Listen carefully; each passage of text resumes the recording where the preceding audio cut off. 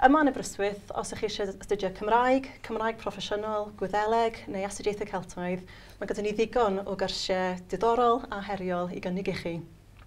Os taw iaith sy'n mynd â'ch bryd yna yn ogystal â dysgu'r Gymraeg a Mareinioch Cymraeg, fe allwch chi ddysgu Gwyddeleg, Llydaweg a Gaeleg yr Alban.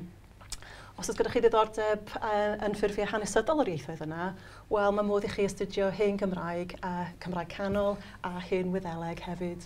Mae Aberystwyth yn dref ac yn gampws cosmopolitaidd iawn, felly fe allwch chi ddefnyddio eich Cymraeg o ddydd i ddydd ar y campws, yn y dre ac yn y neuadd breswyl Gymraeg Pantycelyn. Mae yna ddigon o gyfle hefyd i chi ymarfer eich Llydaweg a'ch Gwyddeleg ar goridori'r Brifysgol hefyd. Dyn ni hefyd yn cynnig modiwlau llenyddol a diwylliannol, felly fe allwch chi ddysgu am lenyddiaeth Gymraeg gyfoes yn ogystal â chyfoeth hanesyddol y Gymraeg a llenyddiaeth Gwyddeleg.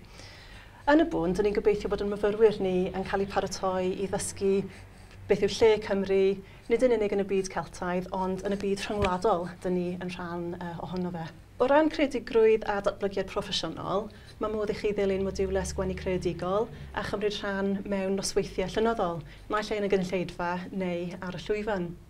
Ac mae modd i chi hefyd ymarfer eich sgiliau cyfieithu ac addasu.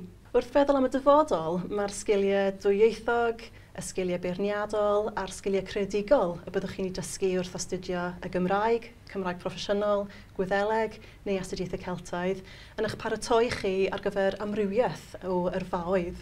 A dweud y gwir, mae rhai o'n myfyrwyr ni yn cael swydd cyn iddyn nhw hyd yn oed fynychu'r seremoni raddio.